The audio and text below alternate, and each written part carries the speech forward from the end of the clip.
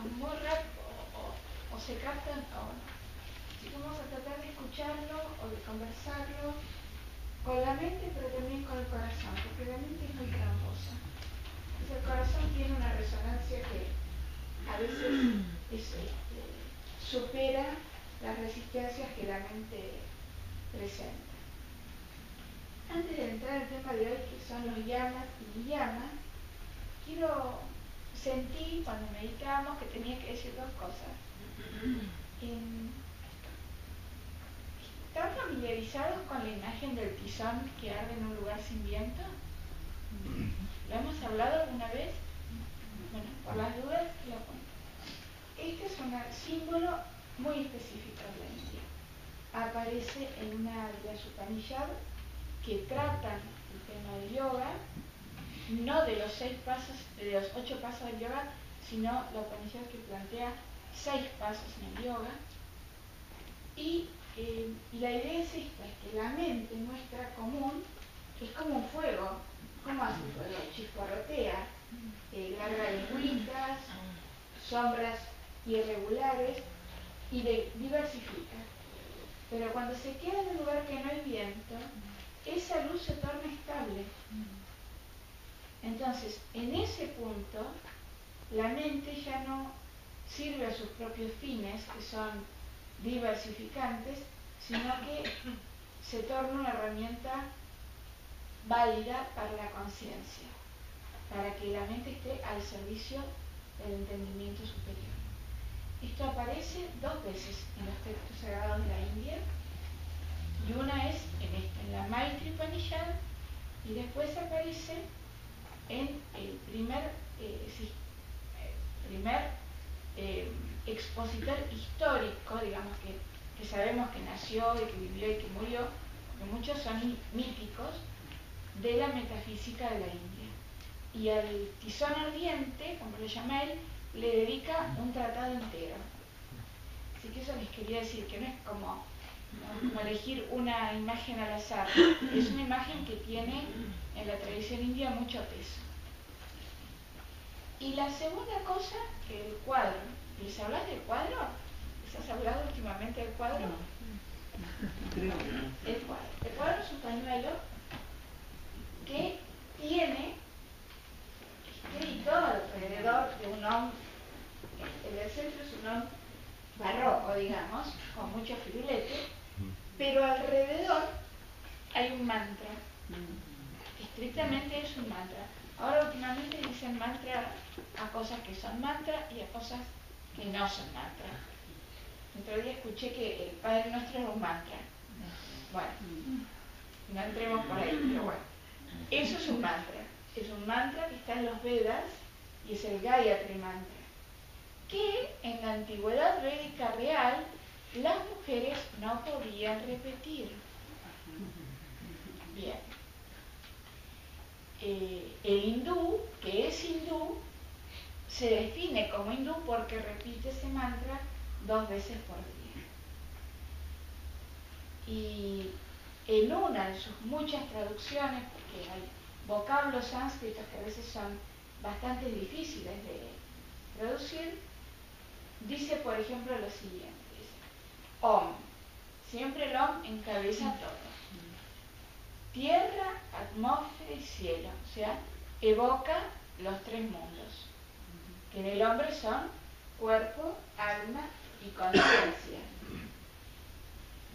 Y después después de invocar estas 3 dimensiones, que tiene que ver con recordarle al hombre, al viviente, que vivimos en 3 mundos al mismo tiempo. Y esto es uno de los grandes olvidos del hombre contemporáneo. Nosotros, ¿dónde creemos que vivimos solamente? En la materia. Bueno, no, hay 2 más, y más fuertes todavía: el alma y la conciencia, la mente y la conciencia. Tierra, atmósfera y cielo. Oh tú, dice el mantra, Dios de la luz, dador de vida, guía nuestra mente hacia la verdad. Guía nuestra mente hacia la verdad es el tizón ardiente que se queda quieto Porque cuando la mente, como tizón ardiente, chisporrotea, se dispersa.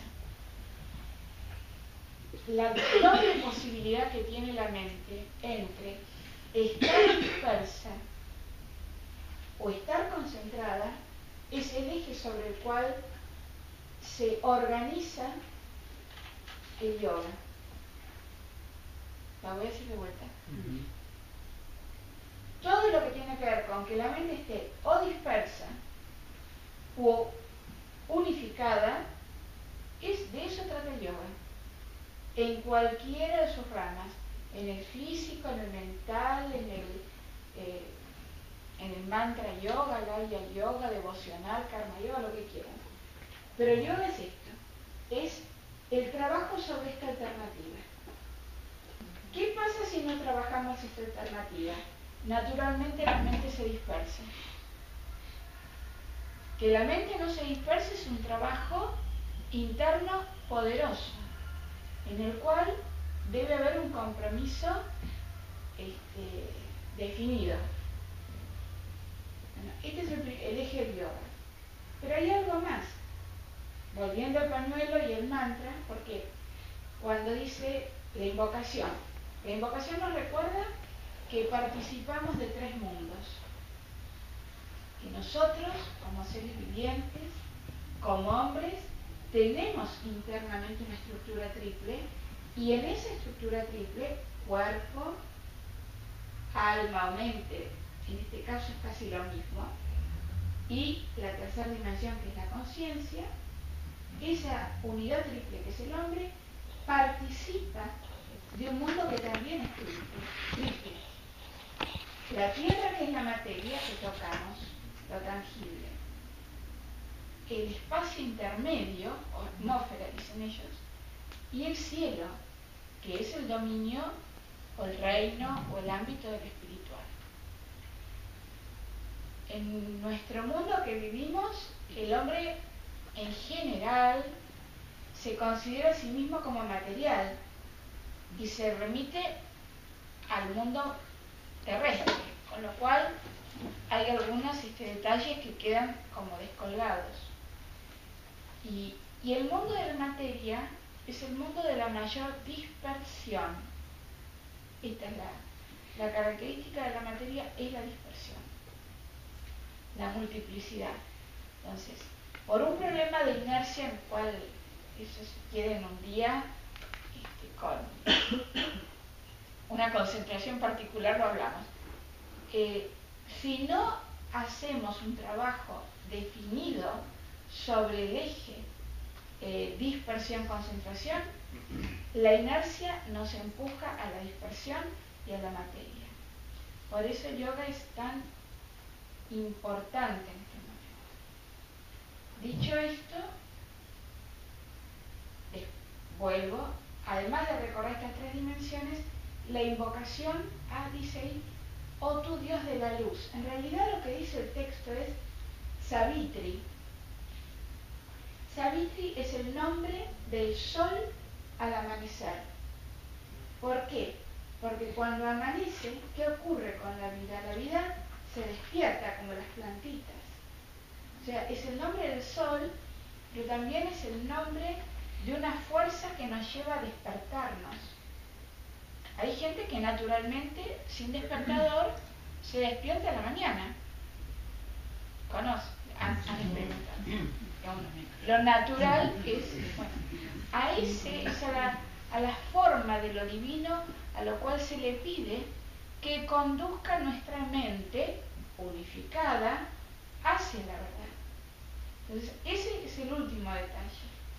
La mente unificada, en teoría, se podría aplicar a cualquier cosa. Cuando uno piensa o trabaja con un problema matemático, está concentrado, ¿no? Pero eso no sería espiritual, no necesariamente lo es. Pero si la concentración apunta a lo espiritual, bueno, ahí tenemos la incorporación concreta de la última dimensión, que engloba todas. Porque la dimensión espiritual para la India es la conciencia. No la conciencia personal, sino la conciencia universal. ¿Y qué hace la conciencia? Otorga sentido. ¿A qué cosa? A la vida, al hombre y al mundo. Entonces, una vez que aquietamos la antorcha, el mantra. Llevar esa antorcha aquietada a una búsqueda de sentido. En eso ahí tienen el ensamble del yoga y de la espiritualidad, o una de las maneras de explicar ese ensamble.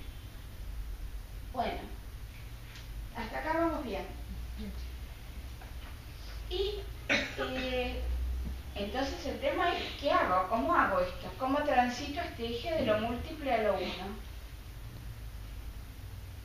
Grosso modo, el yoga tiene muchísimas definiciones. El yoga es muy antiguo, hay rastros de yoga en la India prehistórica, en la India prevédica, en la India védica, y bueno, en un montón de cosas, momentos que no son necesarios, pero sepan que esto viene del 5000 para acá, antes de Cristo. Y en un momento era tanta la información asistemática, como suele ser, que un maestro, que a lo mejor existió o no, no sabemos, no hay datos históricos, o probablemente una cadena de maestros, hicieron una compilación, una sistematización del yoga. Este maestro fue Patanjali. La sistematización es el Yoga Sutra. Sutra, palabra que significa hilo conductor.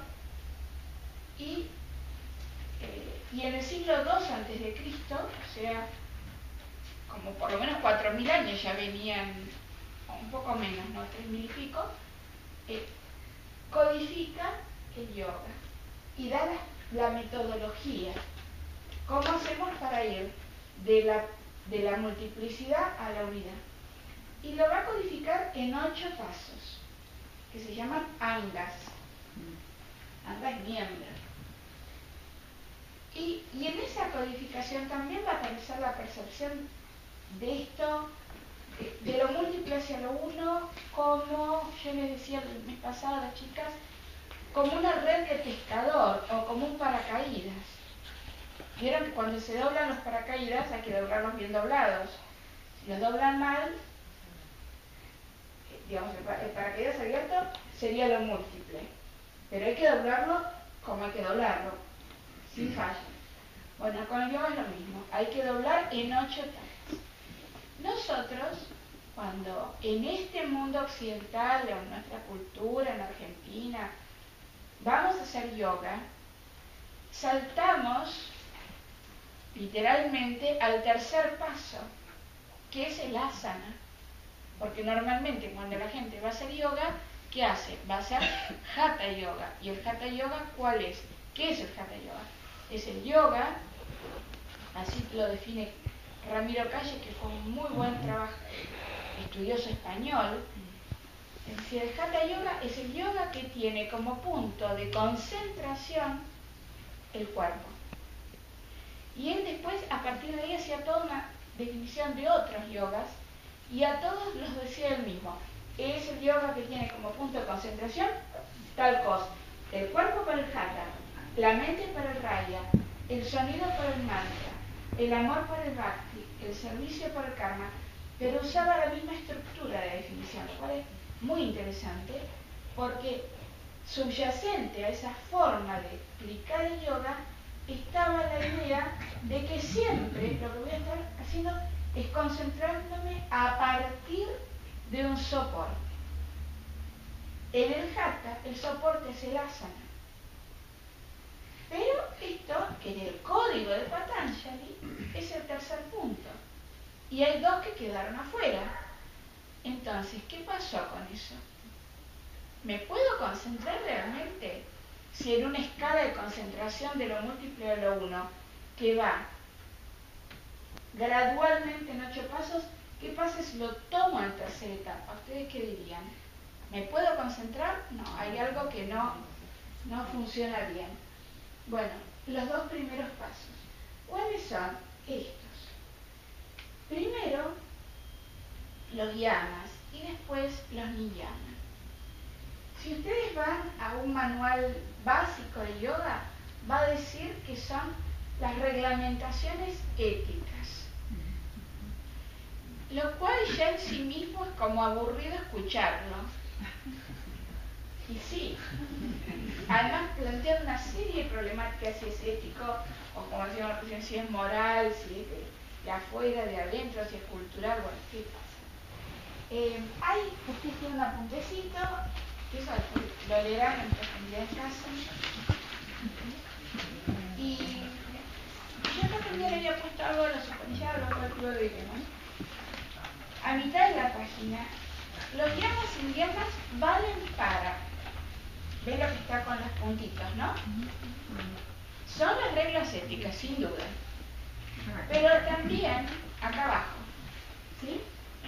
En la primera página abajo, son las reglas éticas.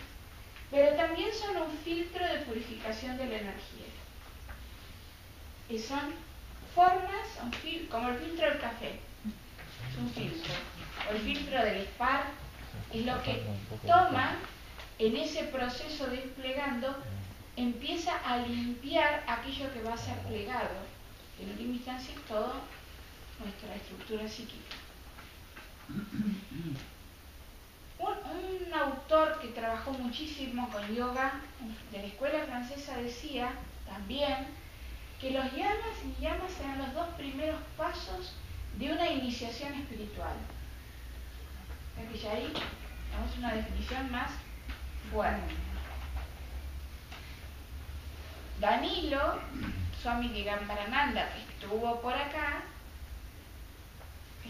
la semana pasada, pues en español, él, que es muy moderno también para explicar el yoga, y que lo explica para occidentales, él dice que los yamas y niyamas son el encuadre espiritual, el encuadre para poder pensar una vida espiritualmente. El encuadre necesario, el encuadre básico, el instrumento primario, lo que quieran llamarlo, para poder pensar una vida espiritual. O sea, si quiero pensar o situarme o buscar una forma de decir que me interesa la espiritualidad, no puedo saltar esto. No puedo obviar los yamas y niyamas. Bueno, el padre Quiles, vinculado a la fundación de la Universidad de El Salvador y que fundó la única carrera de grado que hay en Latinoamérica sobre Oriente, decía que los yamas y niyamas tenían que ver con prepararse al autodominio para poder trabajar, intentar un autodominio. Son también, como dijimos, una primera etapa de concentración y que no está en el apunte, por eso les voy a decir que lo agreguen, es el eje de organización. Los yamas y niyamas también son el eje para organizar la tierra, atmósfera y cielo en cada uno, es decir, para poder ordenar los planos que nos constituyen. ¿A qué me refiero? Que da la India acerca del hombre, dice que el hombre es el punto de encuentro de muchos niveles. Y en verdad esto es verificable. Nosotros somos materiales, somos seres sociales, somos seres interiores, somos seres exteriores, somos seres culturales, no culturales, somos todos. Pero ¿cómo hacemos para que todas esas distintas dimensiones que vivimos y que nos exigen, porque vivimos en un mundo donde el afuera exige respuesta, el adentro exige respuesta, ¿cómo conciliamos todo? Con los yamas y niyamas. No con el yama y niyama en automático, este es otro de los grandes problemas, sino con el trabajo de elaboración personal que los yamas y yamas proponen. ¿Sí? ¿Hasta acá? ¿Vamos bien? Bueno, entonces, ¿cuáles son estos yamas y yamas? Son 10 reglas, 10 principios éticos y energéticos, que se dividen en dos partes. Del hombre hacia su afuera, en el ámbito social, y estas son las abstinencias, es lo que no tengo que hacer respecto de mi afuera, y lo primero es la no violencia, y las 5 cosas que tengo que hacer obligadamente o trabajar obligadamente conmigo misma, hacia adentro. Ahí está. Bueno, ¿por qué primero porque cómo se concentra el hombre? ¿Cómo va el hombre de lo múltiple a lo uno? De afuera para adentro. O sea, primero me organizo en mi plano sociocultural, vincular, y después empiezo, como el paracaídas, a ir cerrándome para adentro. La no violencia, la ahimsa, es el principio ético pan-indio en toda la India, la no violencia. ¿En qué se arraiga la no violencia? Se arraiga en la visión misma que tiene la India de la vida. La India entiende que la vida es una, aunque aparece como múltiple, interna y profundamente es una. Entonces, cuando hay violencia, la violencia dentro de una unidad, ¿cómo sería? Autoviolencia. Entonces, la vida es respetuosa de sí misma, se cuida a sí misma. Después está el tema de las compensaciones kármicas. Entonces, estas dos ideas, la idea de la unidad de la vida y la idea de las compensaciones kármicas, son las dos raíces del principio de la no violencia. El segundo, si ustedes quieren, porque alguna vez alguien lo dijo, ¿no? Dice, es muy especulativo, pero también es cierto, porque si hago daño me va a venir daño, entonces no es buen negocio hacer daño. No es una forma poética de expresarlo, pero es que incluso tenés su panillado. Así. El hombre se hace bueno por sus acciones buenas, el hombre se hace malo por sus acciones malas. Quien hace el bien, retornará al bien, quien hace mal, retornará al mal. Por lo tanto, no hay que hacerlo. Entonces es un modo de explicarlo. Me refiero, es un modo lícito de explicarlo, dado que están los textos sagrados. ¿Es fácil ser no violento? No. La no violencia tiene necesariamente tiene un condimento, por así decir, imprescindible, que es el segundo yama, que es la veracidad. Lo voy a decir de este modo. Si hubiera un intento de ejercer la no violencia en forma no veraz, sería violento. En cambio, cuando la no violencia dimana de adentro como una fuerza de integridad, de conexión con uno mismo, de veracidad con uno mismo, es directamente, puede ser enérgica, pero no es violenta. Hay un cuentito, ¿le contaste ese cuentito de la serpiente? Creo que no. Bueno, hay un cuentito con la no violencia. ¿Te gusta? había una vez un maestro espiritual que ellos deambulan, ¿no? Van de una población a la otra y llegan a la población, más o menos yo lo recuerdo así, no me acuerdo exactamente cómo era. Llega a una población que está aterrorizada, todos los chicos están adentro de las casas, está todo el mundo encerrado. ¿Qué pasa? Dice, no, lo que pasa es que tenemos una serpiente que anda por ahí mordiendo a todo el mundo. Entonces va el maestro, ¿te acordás? Va el maestro y le dice a la serpiente, ¿pero qué estás haciendo? Estás tan violenta. Y bueno, le conversa un poco a la serpiente y al final la convence, dice, mira, hace un mantra para que estés tranquilita, para que no... Claro, la serpiente es mi naturaleza, es mis rajas. Le da un mantra y se va. Y vuelve al año. Y ve que está todo contenta la aldea, los chicos juegan, qué sé yo, qué sé cuánto, y juegan con una cuerda, que la tiran de un lado al otro, por cuerda. Claro. Dice, y la cuerda, como ustedes sospechan, era la serpiente. Dice, ¿qué te pasó? Va y le dice el maestro a la... Y si no me dijiste que hiciera el mantra. Dice, sí, le dije que hicieras el mantra para no morder, pero no para no silbar.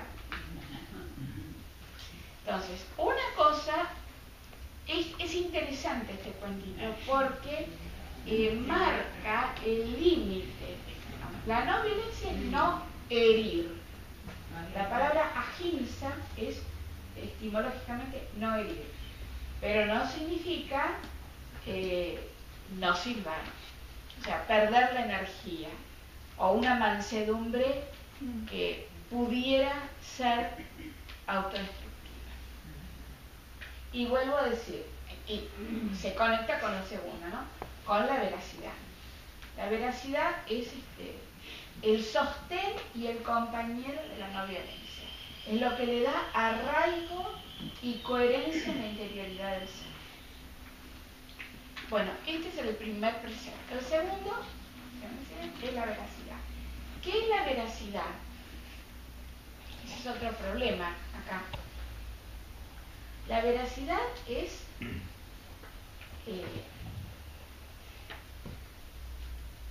puede ser decir la verdad, pero con respecto a esto a veces hay matices. La veracidad es definida en el mundo indio como decir las cosas tal como son, tal como uno en su mejor honestidad interna lo percibe, cuando ha sido preguntada y con el objeto de hacer el bien. Claro, que no es esta cosa que tenemos nosotros de ser frontal, o te digo lo primero que se me ocurre. No, es lo que veo, como lo veo, en mi mejor posibilidad, cuando me preguntan, y si es para hacer el bien. Esta es la veracidad. Bueno, y estos son los dos primeros niyamas. Ustedes, en su vida común, ¿les resulta fácil ser veraz en este mundo? Bueno, ser veraz en este mundo requiere ¿qué cosa? Volver sobre los propios pasos, revisarse constantemente. ¿Qué digo? Bueno, por supuesto, no solamente implica la palabra, implica la palabra, el pensamiento y la acción. Desde luego, se la puede ir adentro. Entonces ya todo eso obliga a una reflexión, ¿no? Volver sobre la propia conciencia y explorarse a uno mismo, buscar las propias contradicciones. Esto es muy interesante también. La India nos recuerda, que somos seres contradictorios. Lo digo de vuelta. La India nos recuerda que somos seres contradictorios. Y así como uno tiene paciencia y comprensión y buena disposición con la contradicción de un niño, por ejemplo, también tendría que tenerlo con uno mismo. Aprender a ser no contradictorio es un trabajo de toda la vida. Con suerte a los 99,5, claro, más o menos, tal cual. Entonces, y esto hay que tener paciencia. ¿Por qué? Porque si no tenemos paciencia con nosotros mismos, entramos, que es lo que estábamos hablando más temprano, en la rigidez. Y si entramos en la rigidez, estoy ejerciendo violencia conmigo mismo. Entonces, estos dos son complicados. Tampoco ir al extremo de ser condescendiente, pero entre ser inflexible con uno y ser condescendiente también hay un espacio. Un espacio en el cual se van acomodando como engranajes otra vez las muchas dimensiones en las cuales vivimos, de las que formamos parte y que no son dimensiones estáticas. Por ejemplo, vivir en esta cultura es todo un movimiento en sí mismo. Yo no digo ser cambiante, pero sí encontrar los puntos de resonancia, de elaboración interna para transitar el eje. ¿Estamos? ¿Alguna pregunta? Por ahí, a veces las preguntas ayudan. Bueno. Entonces, supongamos que resolvimos bien la no violencia y la veracidad. Avanzamos con la tercera, que es la roba. Olivia, una cosita con respecto a la veracidad, porque De unidad de vos con vos misma, de integridad, no hay dolor. Perdón, puede haber dolor, puede ser doloroso, pero no hiere. Pero para quién, Pero no hiere. para uno. para el otro, Para el otro. Y a veces puede ser para ambos. Para uno. Sí, porque no quisiera decir lo que dice. Claro.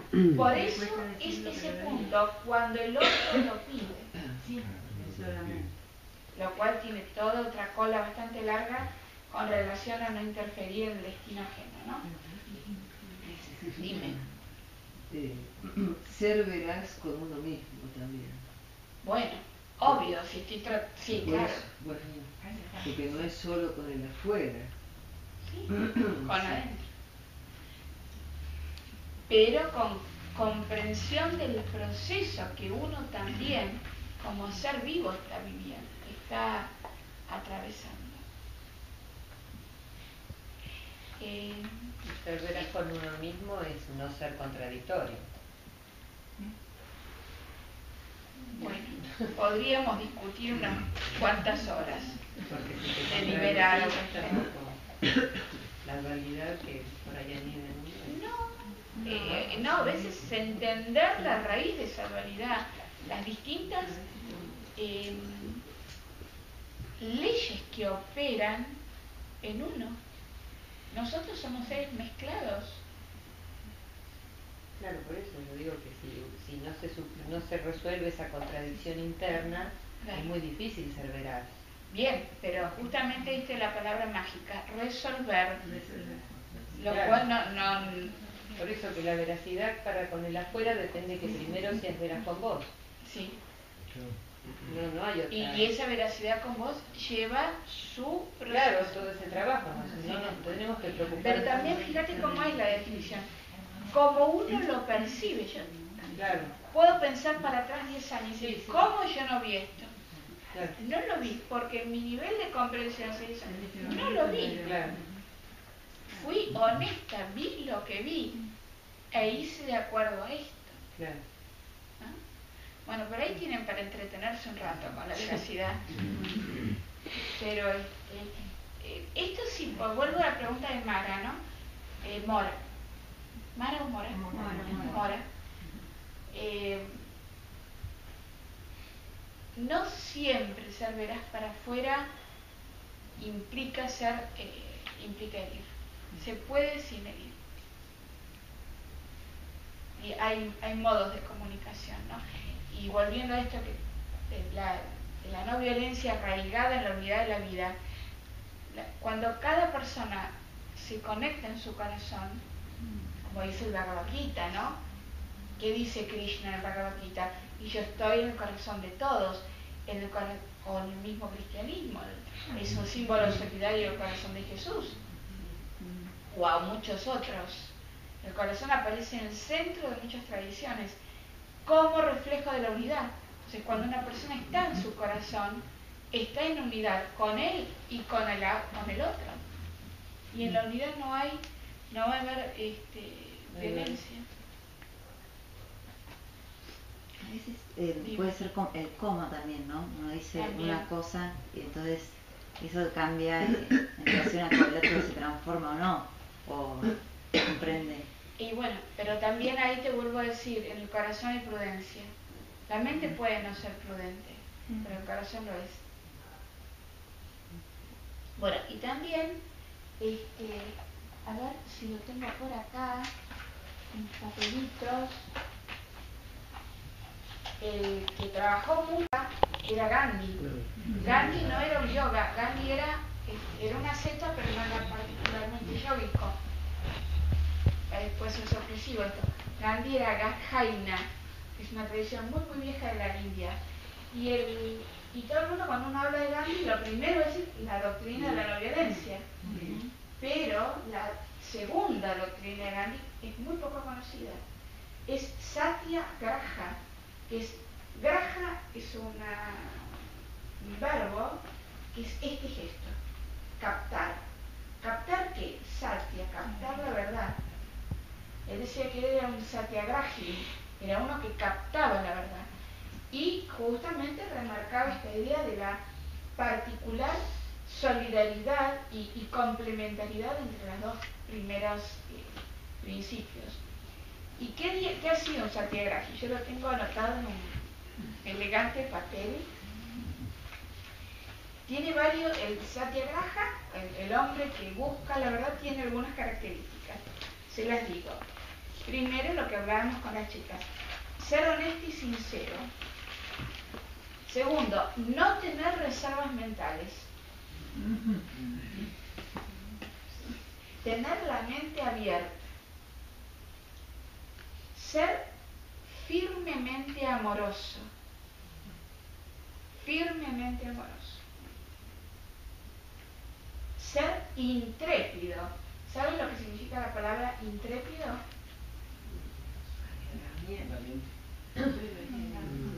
No, que no tiembla, no trepida. Por tanto, es valiente. O sea, tiene que ver con la firmeza. Que no es ser audaz, intrépido. Saber que esta intrepidez, esta es una quinta característica, que la intrepidez puede implicar sacrificio, o sea, autodominio, sujeción. Bueno, ser veraz en la acción, la palabra y el pensamiento. Practicar, ahí lo conecta con estos, ayuno, celibato, tolerancia. Tolerancia es una palabra terrible, es una palabra maravillosa, pero el uso cultural es terrible, porque la tolerancia, por algún motivo que no sé cuál será, se utiliza como Aguantar. Sí, no, pero además de aguante, la idea es que el que está tolerando está como arriba de un podio y tolera a todos los que están. No, la tolerancia, digamos, es más noble la palabra de lo que parece. Y después dice, con relación a Gandhi, al satyagraha y a la no violencia, da dos aplicaciones en el mundo común. ¿Y cuáles son estas? La puntualidad con el tiempo y el orden en la vida cotidiana. Puntualidad. El tema de la puntualidad tiene muchísimos recovecos y tiene que ver con una visión muy india, que es entender el tiempo como una energía, y en realidad una de las pocas energías de la vida que sale y no vuelve es el tiempo. Bueno, ahí lo tienen a Gandhi. Bueno, pero vayamos a la tercera. Yo creo que con esto pueden meditar, Graciela. Sí, bastante. Y el esfuerzo de ponerse uno de acuerdo con estas dos cosas ya va a hacer que ardan sus cabezas. Como decía un sobrinito, me hierve la cabeza.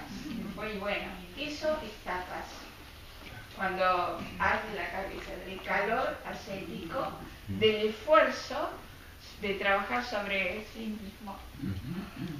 El tercer yama es no robar. Bueno, más allá de las obvias circunstancias mundanas de no robar, el no robar implica, entre otras cosas, el no robar de pensamiento. ¿No robar? De pensamiento. Por ejemplo, si yo doy una definición, como di recién, la definición que da Digambarananda de llama y niyama, y no digo que la dice Digambarananda, estoy robando. Bueno, y digo como para relatar, para agregarles algo al concepto de no robar. Y después no robar tiene lo obvio, no tomar lo que no es de uno, no tomarlo a nivel psíquico, y tiene una connotación llamativa, que es la siguiente: no recibir regalos. Ya Guillermina esperaba que dijera eso. El tema de los regalos en la cultura india es altamente conflictivo, muy conflictivo, porque en toda la tradición de la India ustedes van a encontrar la disposición del dar. Se requiere el dar, se requiere que una persona sea generosa, pero por el otro lado viene otra corriente de tradición y dice no recibir regalos. ¿Por qué? Porque los regalos son sospechosos cuando no son dados con la intención veraz y no violenta. O sea, el único regalo que puede aceptarse es el que viene del corazón. ¿Por qué? Porque otra vez el corazón instala la entrada y salida de esa energía que se deposita en el objeto como regalo en un ámbito de unidad. Sale de la unidad, entra a la unidad, no hay desequilibrio de energía. Esto, si quieren, pueden pensarlo al modo de un asiento contable. Si alguien da un regalo, el que recibe el regalo queda en deuda. Pero así, ¿qué tiene que ver el asiento contable? Tiene que ver que la India, al entender que todo es uno, pero ese todo uno funciona en este plano en forma múltiple, establece, esto lo digo muy en serio, una serie de canales y redes interdependientes de la vida bajo el formato de vasos comunicantes. La energía está permanentemente compensándose. ¿Me explico? Sí. Eso se llama, eso tiene un nombre técnico, la doctrina de la dinámica de lo uno. La doctrina de la dinámica de lo uno, cómo la unidad funciona en la multiplicidad. Entonces, hay problemas con los regalos. Así como a veces hay problemas en las familias. Digámoslo, les cuento el otro lado, otro de los lados de la medalla. Por ejemplo, en la familia existe, la familia es el espacio donde la persona nace por elección, no por elección volitiva, sino por efecto kármico, ¿sí? Así como hay un karma individual y hay un karma colectivo, la bisagra del medio es el karma familiar.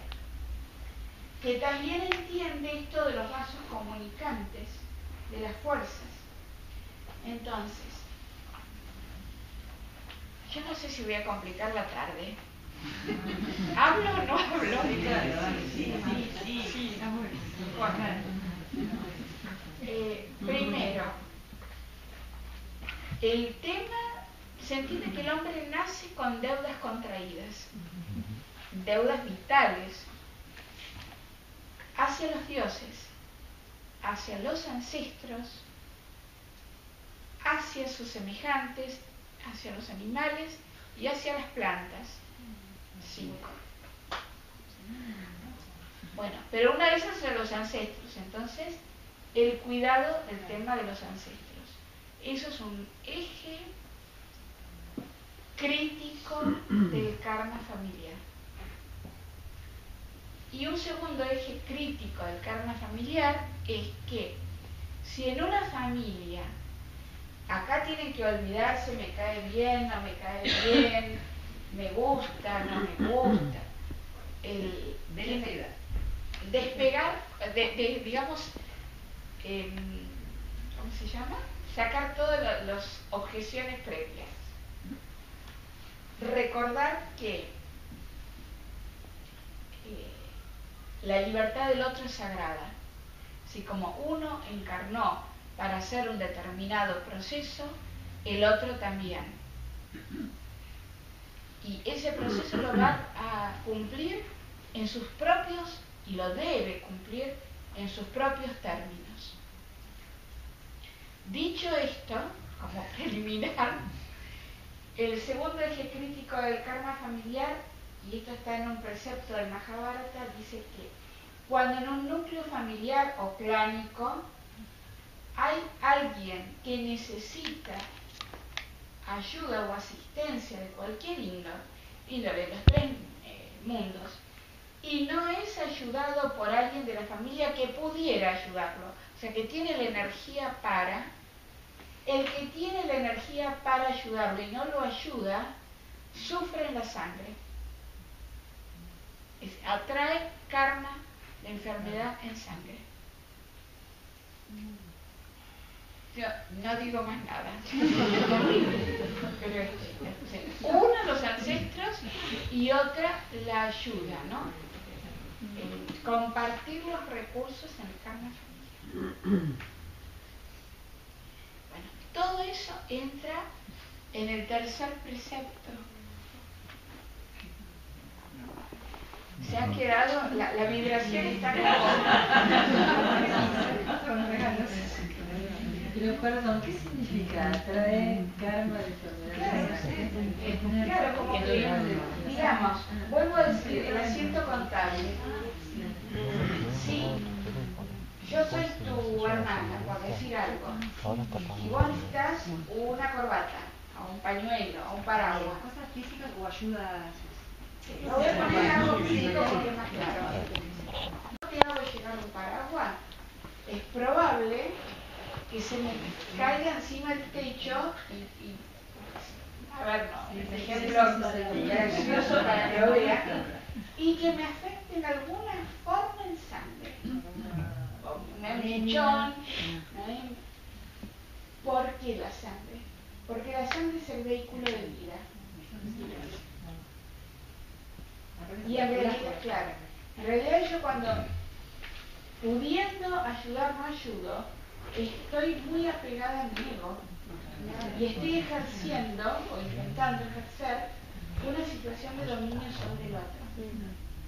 Como vos no haces lo que yo te digo que hagas, no te ayudo. Lo cual, ahora voy a lo que decía más temprano Graciela, a lo mejor para un parámetro sociocultural de cómo nosotros occidentales hemos sido educados, sería a lo mejor razonable, pero kármicamente no lo es.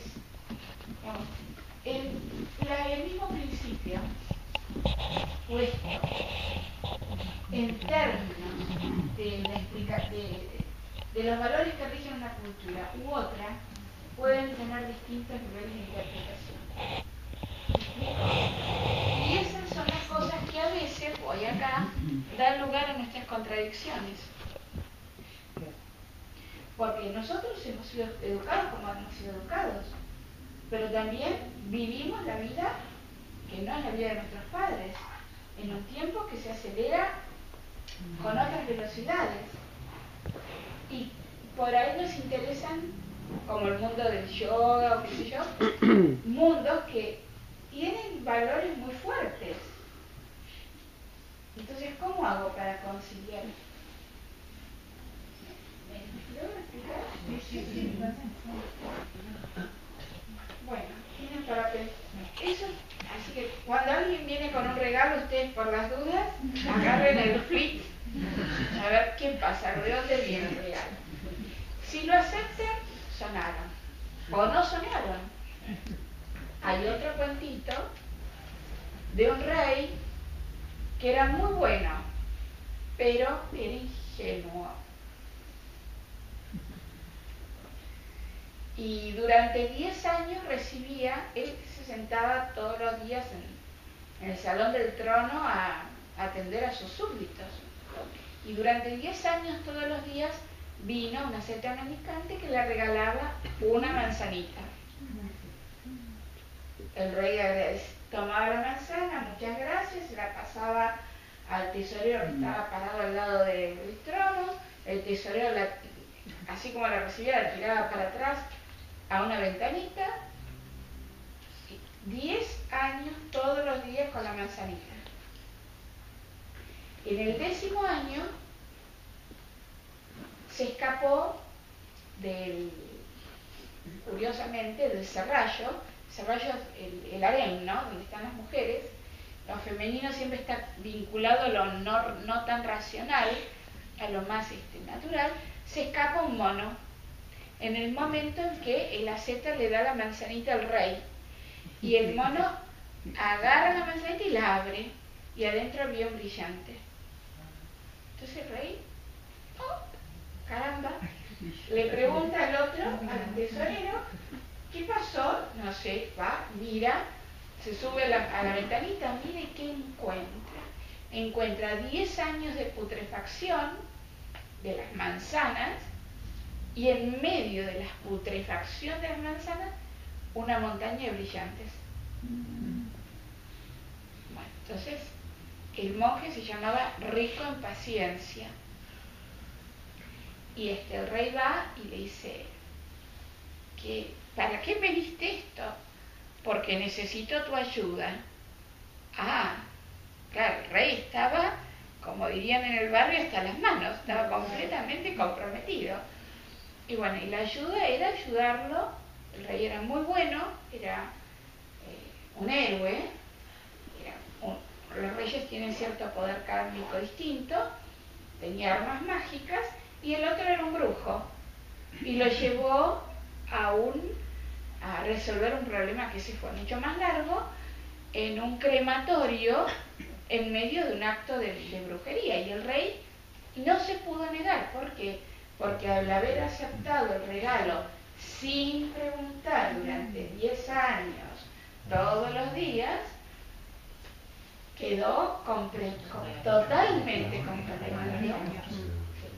Entonces, cuidado con la persona que hace el regalo, porque está bien, no lo recibimos, pero el que hace el regalo también es otro. Y bueno, el que hace el regalo, claro, tal cual.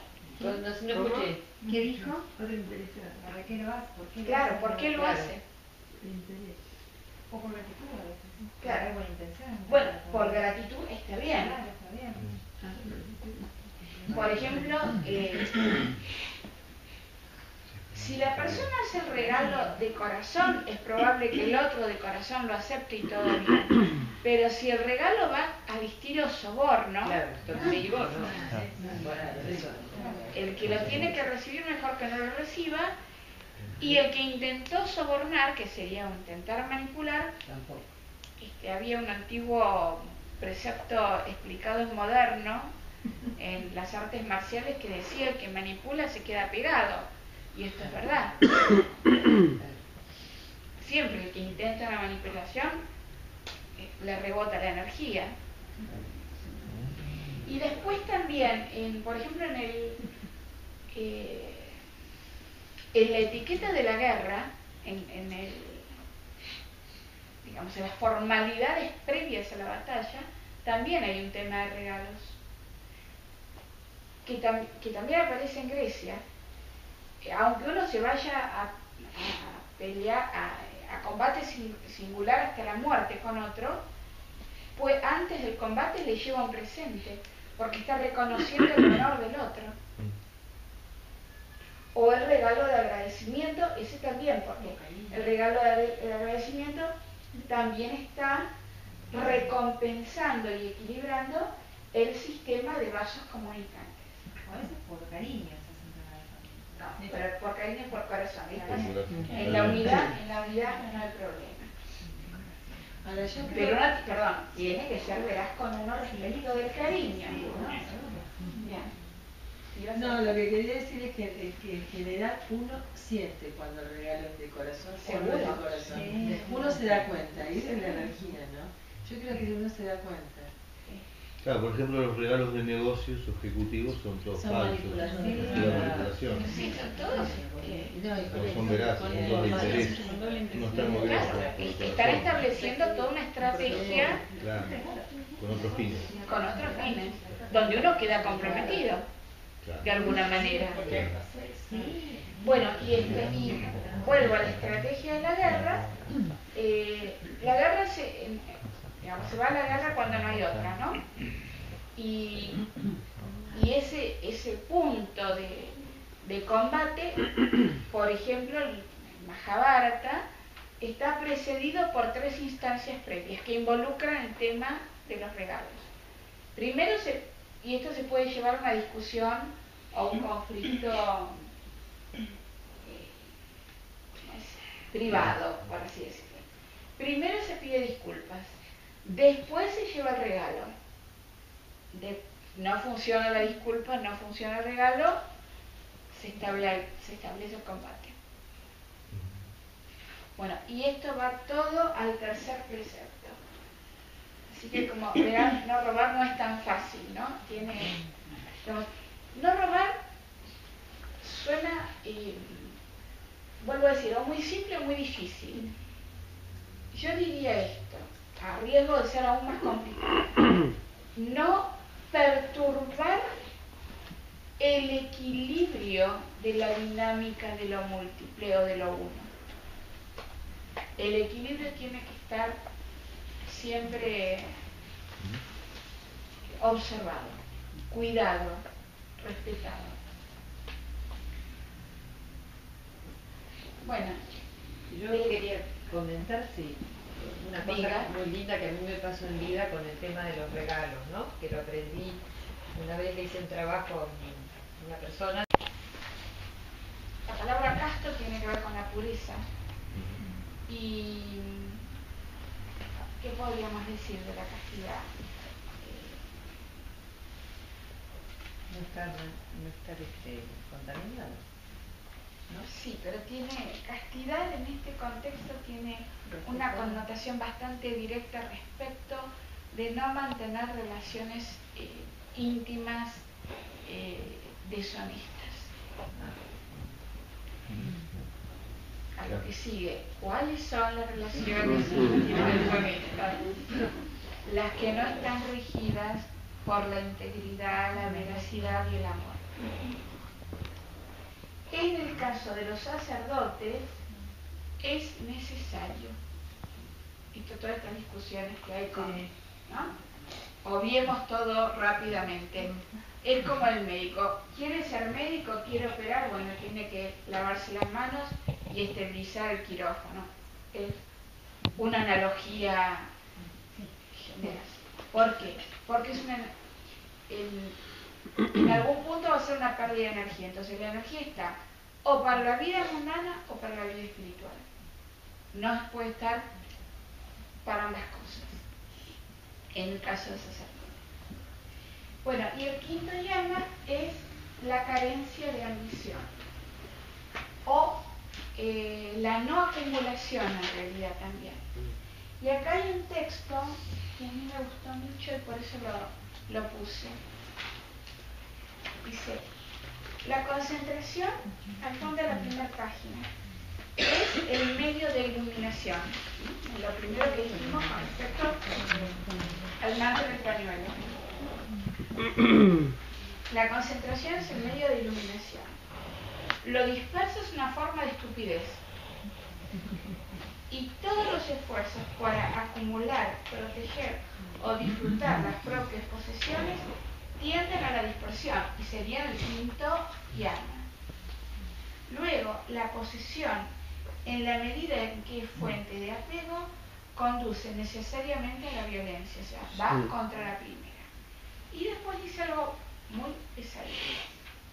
Uno no puede poseer sin privar a otros. ¿Por qué? Porque otra vez vuelvo a alterar la cadena de vasos comunicantes. Entonces, ¿cuál es el punto de la posesión? Como en el caso de la castidad, lo que es íntegro, veraz y necesario. Y vuelvo al ejemplo del páramo, ¿sí? Sobre esto hay que meditar porque es como demasiado ajeno a nuestra cultura para poder asimilarlo sin violencia interna. Pero bueno, esa es parte del trabajo que proponen los yamas y yamas. Uno debe saber qué es lo superfluo. Y es un buen ejercicio cada 6 meses, o sea, cada rotación del sol, pensar qué está de más en la propia vida.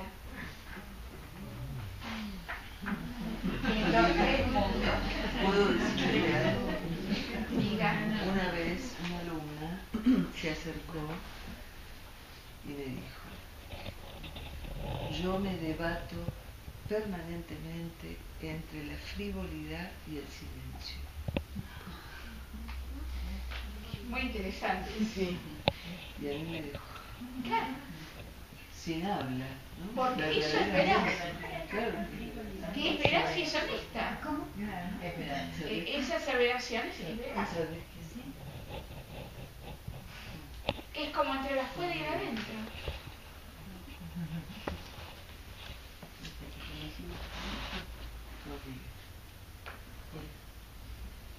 Y había, ¿sí?, otro que una vez dijo que el camino espiritual es como el serrucho. Avanza y retrocede. Me acordaba, ¿no? Y porque a veces, y Radha Krishnan lo dice, hay que ir afuera, hay que ir a lo frívolo para volver adentro. Como que voy afuera para retomar el combustible que me dé elementos para seguir trabajando la purificación adentro. Eso tiene que ver también con lo que creo decías vos hoy, del tema de que somos seres contradictorios. Exactamente. Exactamente. Vamos y venimos. Por eso yo, claro, a mí me asusta cuando la gente quiere no ser contradictoria, porque atrás de eso hay un fuerte peligro de rigidez. Porque en la, digamos, como si echamos leña al fuego, pero cada leño al fuego del entendimiento va a proponerle al fuego una distinta clase de llama. No sé si alcanza la imagen. Como un estado dinámico. Claro, hay una dinámica en la vida. Uno no vive en un laboratorio. También es no querer aceptar las propias imperfecciones. Es También. un estado del ego muy hipertrofiado, ¿no? No querer aceptar el nivel de contradicción que uno tiene. Pero somos seres contradictorios. Claro. Entonces, por eso, otra vez, esta otra última definición que yo les había mencionado del yama y yama como un hilo conductor en el cual se puede trabajar el poner en concordancia los distintos planos que nos constituyen. Pero eso es un trabajo Permanente. Es un trabajo permanente, es un trabajo dinámico y no es un trabajo aceitadito. Esa Una búsqueda de impecabilidad, digo, pero permanente. Sí. Conciencia cotidiana. Pero en un punto justo entre lo estricto y lo forzado, o lo riguroso y lo rígido. No. Ahí hay que tener cuidado. Y también es un aspecto de la humildad aceptar que no tiene contradicciones. La perfección acá no está. Tranquila. Bueno, a mí me gusta más esto, no acumular, que carencia de ambición, porque a veces carencia de ambición puede llevar a un predominio de tamas, que sería la energía de inercia, y a un achatamiento. Claro. Bueno, y a ver, los niyamas, así ya. Los 5 que hablamos es lo que uno hacia afuera. Ahora viene lo de uno hacia uno. Primero, pureza, todos los días.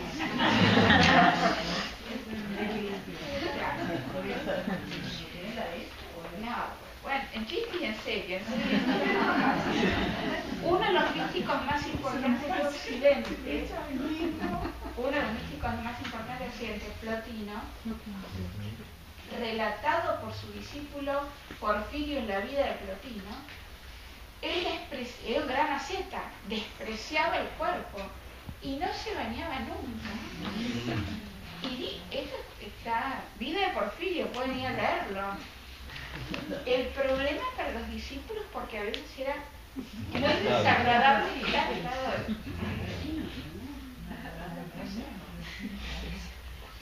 Pero bueno, no sé. Y la violencia. Es una violencia. Plotino nació en Alejandría, dio clases en Roma, siglo II después de Cristo. Se quedó sin alumno. Fueron estoicos los alumnos, se quedaron. Allí vienen los estoicos. Heroicos y estoicos. Gente sin olfato. Pureza de mente, pureza de palabra y pureza de cuerpo. Pureza. Y segundo, maravilloso, contentamiento. Contentamiento. Que está en todas las tradiciones. Los árabes dicen que si uno conoce sus propios límites será feliz.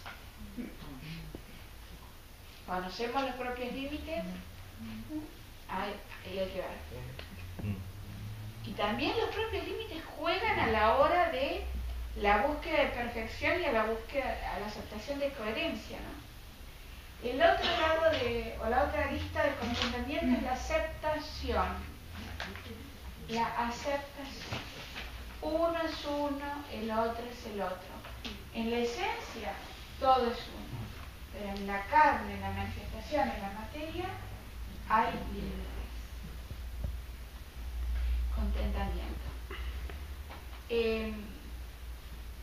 Estos 10 preceptos también están seguidos. ¿Están acá el texto? Sí.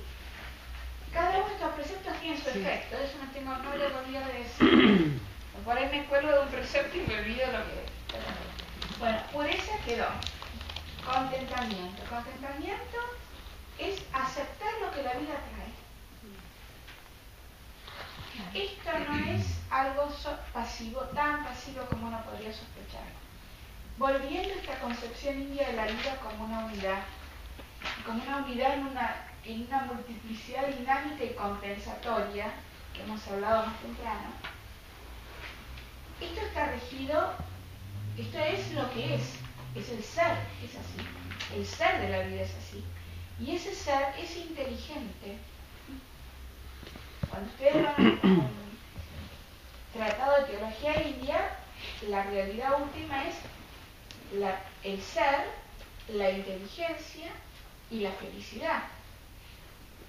Entonces, si la vida es el ser que es inteligente, la vida también es inteligente. Y lo que la vida trae o no trae, también lo trae o no, y lo no trae en términos inteligentes. ¿Me explico? Entonces, es el hombre que habita en mi espacio de ceguera, de ignorancia, obnubilado por su deseo, bueno, porque ya sabemos que no alcanzamos a entender por qué la vida ofrece lo que ofrece o no trae lo que no trae, digamos. Uno y el ego el que resiste, pero en la vida está siempre todo bien. Un maestro del yoga, que en el siglo X se va al Tíbet y se conecta con el budismo tibetano, que es el budismo más mezclado de todos, ¿no? Es el más mezclado entre budismo e hinduismo. Este maestro se llamó Atisa o Atisha, y escribe un tratado sobre los budistas son muy fuertes cuando, o sea, es lo más sofisticado que hay en los aspectos psicológicos del yoga, ¿no? También hay un yoga inherente al budismo. Y en ese tratado, el tratado sobre los 7 puntos de la práctica mental se llama. Los 7 puntos de la práctica mental. Pone en un momento determinado una serie de preliminares a la meditación, que alguna vez lo hemos traído acá. ¿Están acá? No, no Me está. parece que los leí. No. Están los sutras acá. No, leíste las paramitas, me parece. Las paramitas, ¿viste? No, los preliminares son más largos. Ah, sí, tenés razón. Y uno de los preliminares, señor Atilla, siglo X después de Cristo, hace 11 siglos para atrás, dice: lo que viene conviene. Que últimamente lo estoy escuchando en muchos otros lugares no santos, era como un soponcio.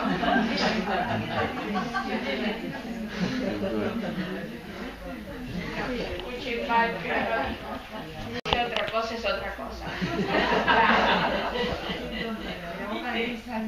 Claro, Atilla lo dice desde este lugar de la inteligencia de la vida. No, a cada campo energético que es el hombre se le acerca exactamente lo que la vida requiere para encajar en ese momento en la unidad. Lo que viene conviene. Siempre va a haber, pero eso además es como cuando la Madre Maravilla dice lo que Dios quiere, cuando Dios quiere, como Dios quiera. Requiere una disponibilidad interna de apertura y aceptación enorme. Es muy sofisticado espiritualmente. Bueno, pero eso tiene que ver con el contentamiento. ¿Está? Bueno, después tenemos el tercer niyama, austeridad o ascetismo. Y ahí la palabra técnica es tapas. Tapas es el calor, el ardor que surge de las luchas internas. Entonces, hay que hacer el ascetismo, ¿no? Por ejemplo, el ayuno, la oración, el silencio, el acto de callarse cuando uno está por decir algo que puede entrañar violencia. Eso es un acto de ascetismo también. Y la forma suprema de ascetismo es no dejarse mantener el equilibrio entre los pares de opuestos. Así se lo define. Mantener el equilibrio entre los pares de opuestos. ¿Me va todo bien? Ok. ¿Me va todo mal? Ok. Bueno, la imperturbabilidad.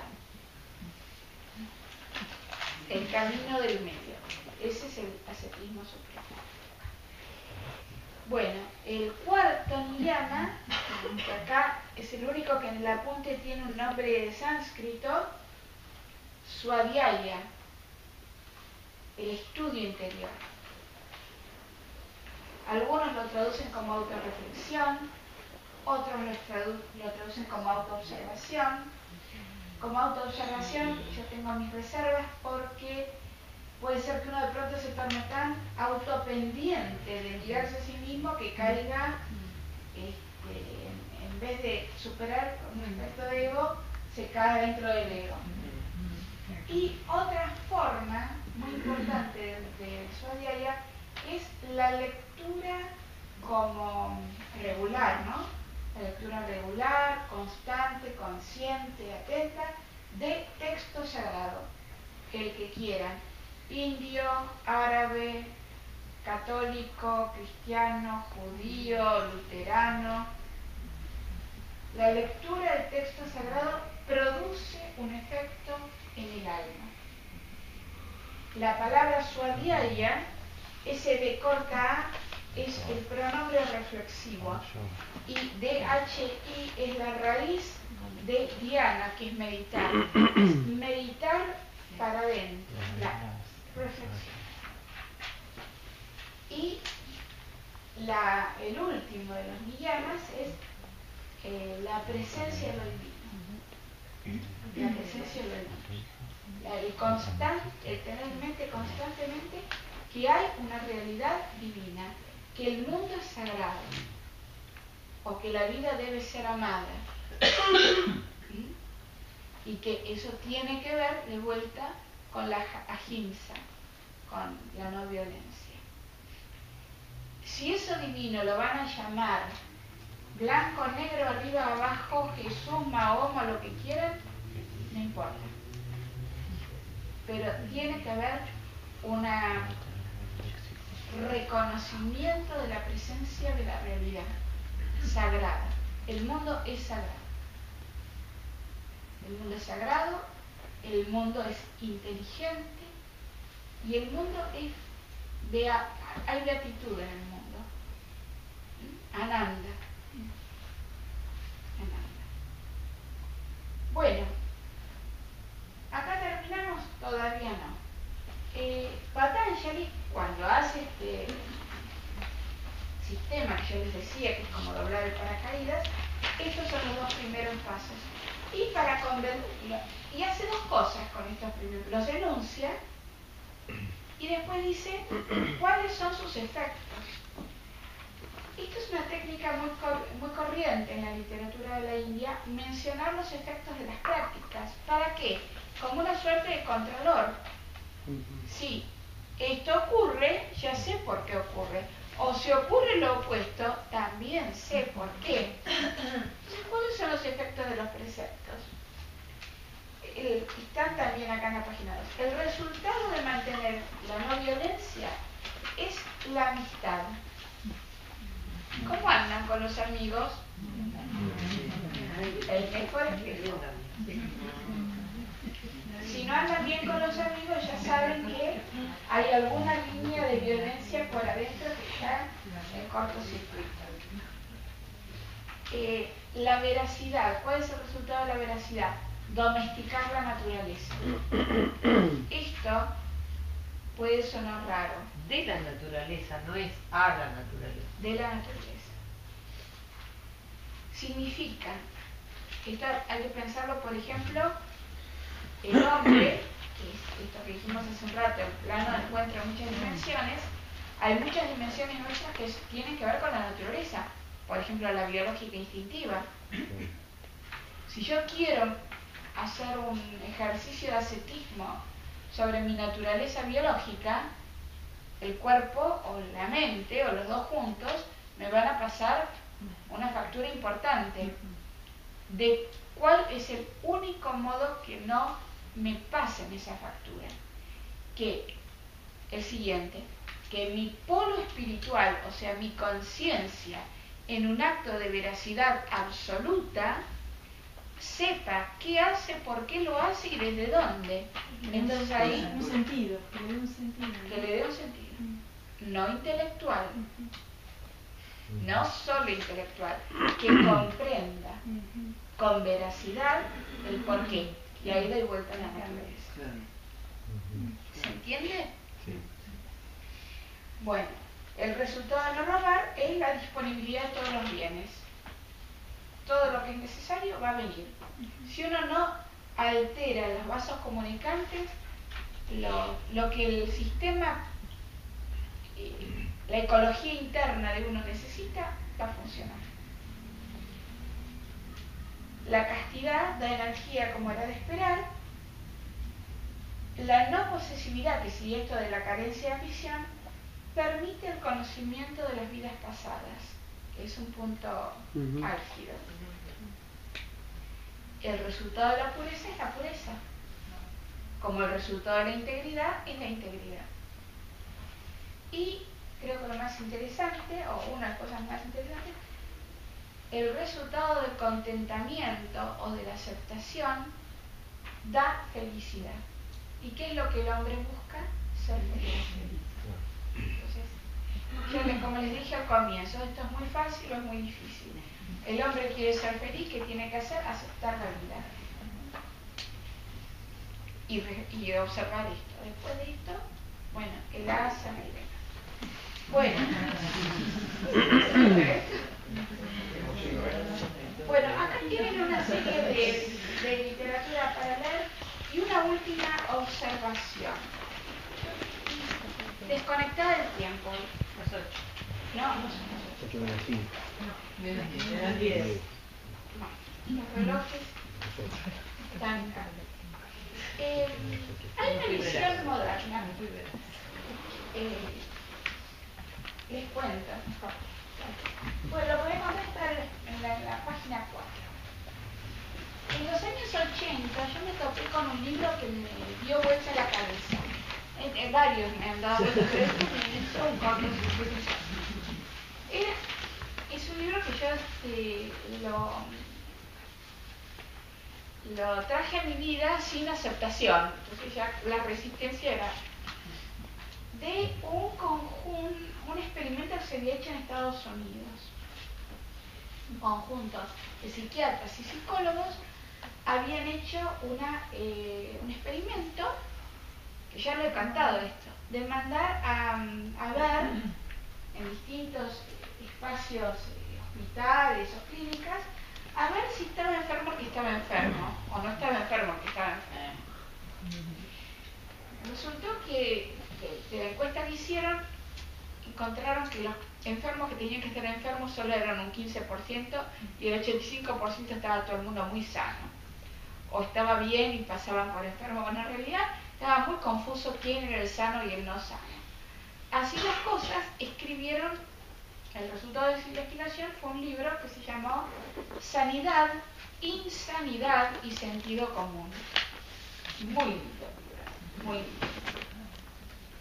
Y evidentemente algunos de los que estaban ahí tenían formación en budismo zen. Entonces ellos instalaron la idea, o lo formularon de este modo, que el sentido común equivale a la sabiduría, a un grado de sabiduría que el ser normal tiene, y si operamos o no con este sentido común y sabiduría en la vida o no operamos. Bueno, y de ahí, como establecieron una meseta, los sentimientos y emociones por abajo de esto indican que uno está funcionando en un estado mental negativo, o por arriba está en un muy buen estado mental. El resumen de eso está en la página 4, pero les voy a leer si encuentro a ver, algunas cosas que decía esta gente.